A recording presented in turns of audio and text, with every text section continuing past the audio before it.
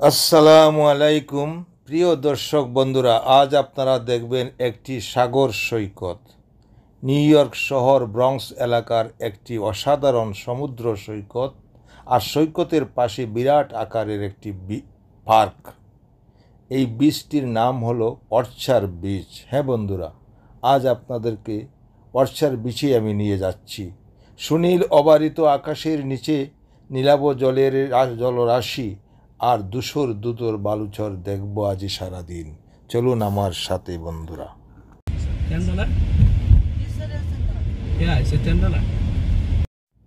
কথা বলতে বলতেই আমরা অর্চার বিচের সবুজ শ্যামল প্রান্তরে আমাদের গাড়িটি ইতিমধ্যে প্রবেশ করেছে দেখছি। দেখুন কত বিশাল এলাকা, অনেক বড় এলাকা। আর আমাদের গাড়িটি যেখানে রেখেছি, যে পার্কে রেখেছি, সে পার্কটিও বিরাট বড় পার্ক। কয়েক হাজার গাড়ি স্থান হবে। লক্ষ্য করে দেখবেন এই সীমানাটা পেরুলে পরেই সামনে বিচ। দেখুন এই বিচ বিশাল আকারের বিচ, সামনে ব্যারিকেড ওয়াল দেওয়া আছে, গ্রিল দেওয়া আছে। তারপরেই এই বালুরাশি বালুময় এলাকাটি দেখুন, ধূসর রঙের বালুময় এই এলাকাটি পরেই কিন্তু সামনে সাগর। এবং অনেকেই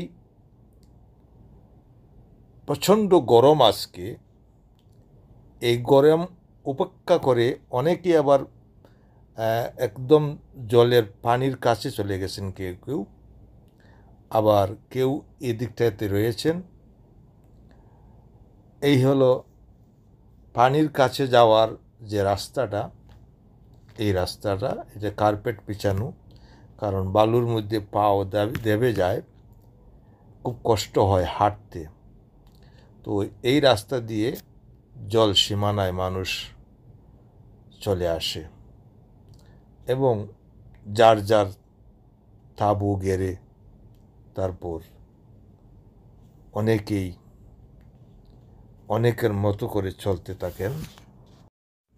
বন্ধুরা, আমাদের এশিয়ান বিচ আর আমেরিকা ইউরোপের বিচের পরিভ্রমণের মাঝে কিন্তু একটা বিরাট ফারাক রয়েছে। উদ্যম বিনোদন, ছোট্ট পরিধেয় নিয়ে উষ্ণ বালুর বিছানায় এলিয়ে সূর্য স্নান কিন্তু আমাদের সমাজে বা সংস্কৃতিতে নেই, কিন্তু এখানে আছে, যা আমি এড়িয়ে চলার চেষ্টা করছি। তবে কখনো যদি দৃষ্টিকটু লাগে, ক্ষমার দৃষ্টিতে দেখবেন, কারণ বাস্তবতা একেবারে আধারে রেখে কোনো ডকুমেন্টারি হয় না। প্রিয় বন্ধুরা, আমি অর্চার বিচের কিছু তথ্য আপনাদের মাঝে তুলে ধরব। আশা করি আপনারা কান এবং চোখ খোলা রেখে দেখবেন এবং শুনবেন।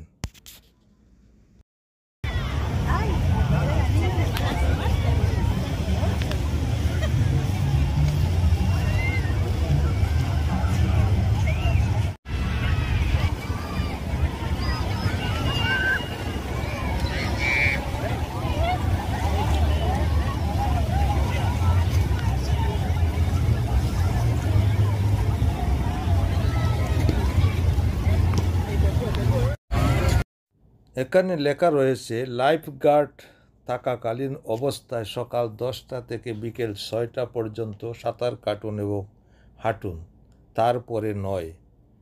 এবং লাল পতাকা যেখানে আছে সেখানে সাঁতার কাটতে যাবেন না।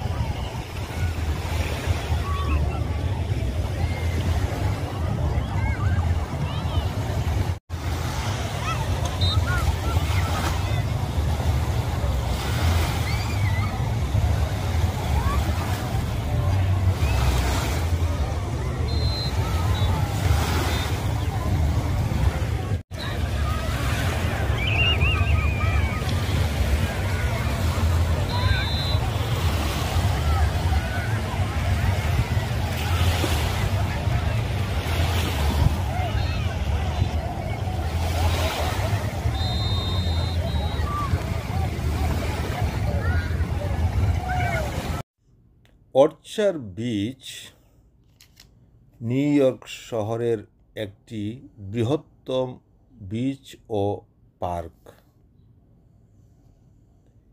এই বিচটি নিউ ইয়র্ক সেন্ট্রাল পার্কের চেয়েও 3 গুণ বড়। 47 হেক্টর জমি নিয়ে গঠিত হয় এই বিচটি।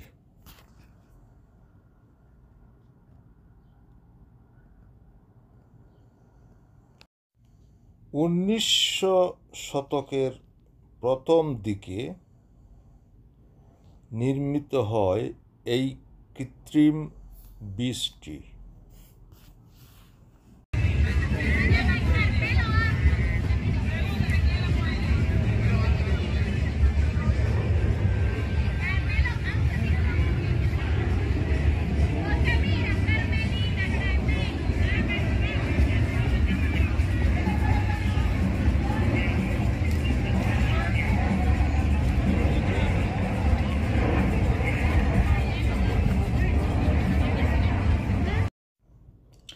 উনিশশো 1935 থেকে 1937 সাল পর্যন্ত, অর্থাৎ প্রায় 3 বছরে নির্মিত হয় এই বিচ এবং পার্কটি। বা পিকনিক করা হয়, এটি আরেকটি পার্ক।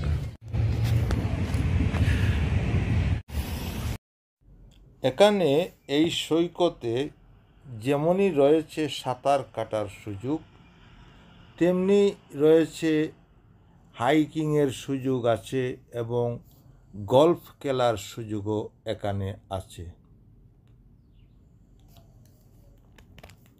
2772 একর জমি নিয়ে গঠিত এই বিচের পাশে আছে এই পার্কটি।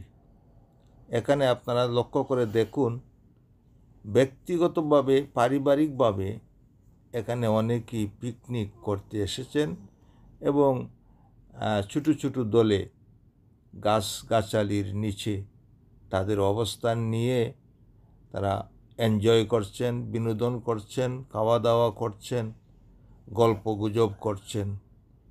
এখানে শুধু পারিবারিকভাবে হচ্ছে। আর এরপরেও এখানে পিকনিকের 2টি স্পট রয়েছে, বড় জায়গা রয়েছে।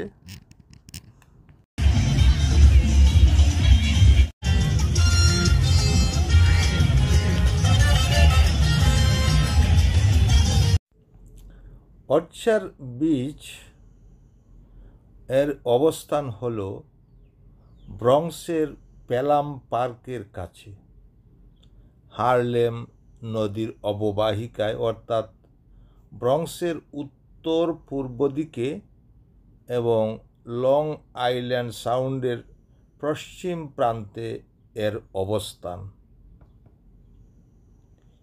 এই বিচের নকশা করেছিলেন বিখ্যাত স্থপতি রবার্ট মুজেস।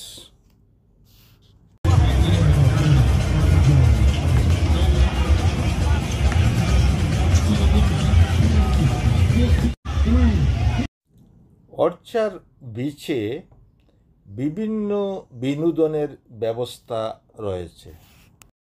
বিচের উপর দিকে বা পার্কের সাইড গেছে এখানে রয়েছে 2টি খেলার মাঠ, অনেক বড় বড় 2টি খেলার মাঠ রয়েছে, 2টি পিকনিক পয়েন্টও রয়েছে।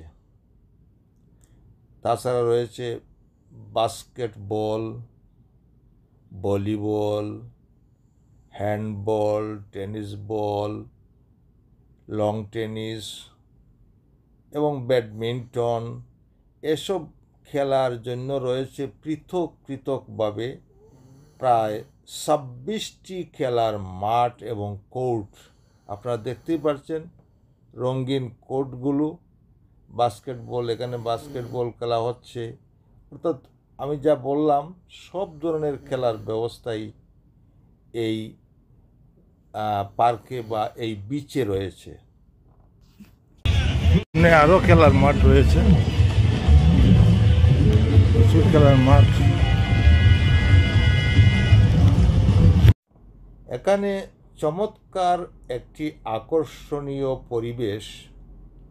একদিকে আটলান্টিক মহাসাগরের ছুটে আসা ঢেউ, হারলেম নদীর সৈকত, বালুময় সৈকত এবং মুক্ত এই সাগরের সমীরণ, শীতল সমীরণ।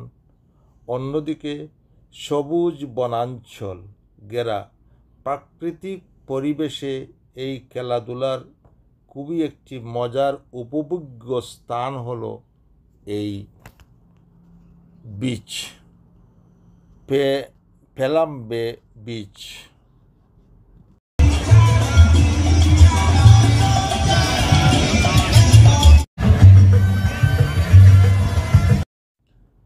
মাঝে মধ্যে এক দুইটি ঘুড়িও আমরা উঠতে দেখছি।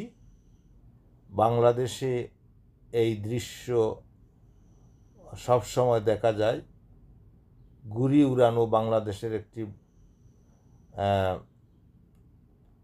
বলতে গেলে ঐতিহ্যই।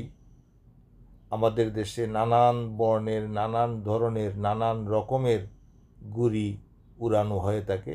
এখানেও উড়ে, খুব একটা বেশি নয়, তবে হ্যাঁ আছে। এই দেখুন ঘুড়ি উঠতেছে, কিন্তু অনেকে ঘুড়ি উড়ায়। এগুলো হলো গাংচিল, আমরা যেটা বলি গাংচিল, সাদা গাংচিল।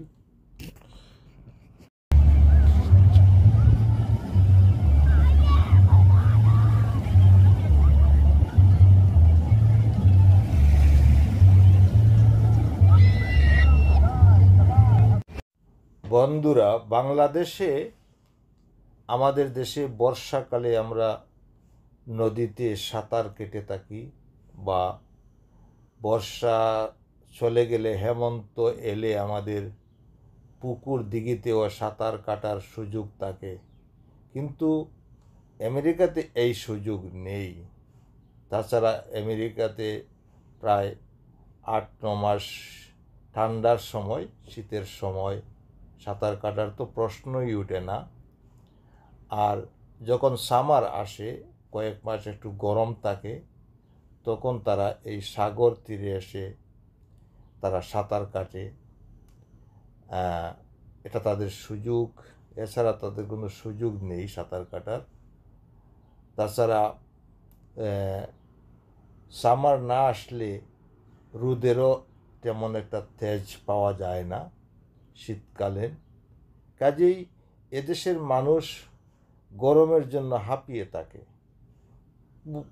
অধীর আগ্রহে অপেক্ষা করে কখন সামার আসবে, কখন তারা এই হালকা কাপড়ে বাড়ির বাইরে বের হতে পারবে।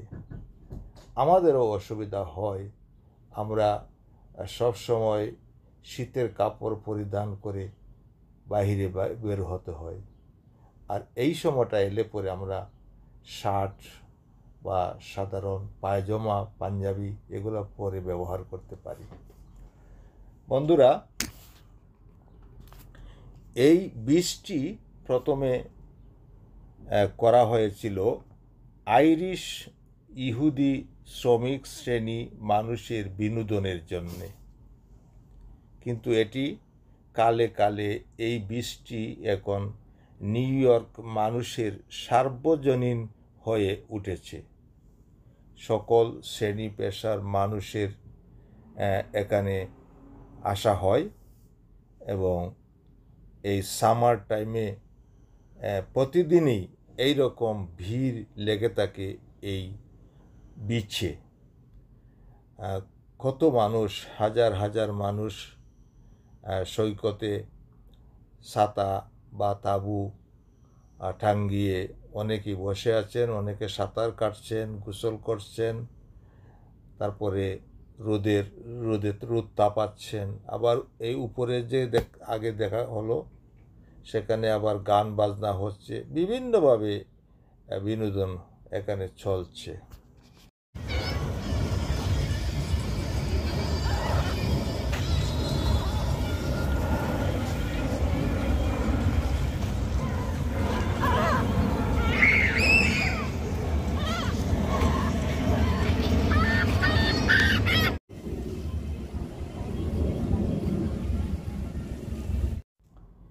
এই অর্চার বিচ একসময় ব্রঙ্কস রিবেরি নামে পরিচিত ছিল। এখন সেই নাম আর কেউ ডাকে না, এখন পেলাম বে অর্চার বিচ বা ব্রঙ্কসের অর্চার বিচই সবাই জানে। আর পার্কটি নিউ ইয়র্ক সিটি পার্ক সংস্থার অনুকূলে পরিচালিত হয় নিয়মিতভাবে। তো বন্ধুরা,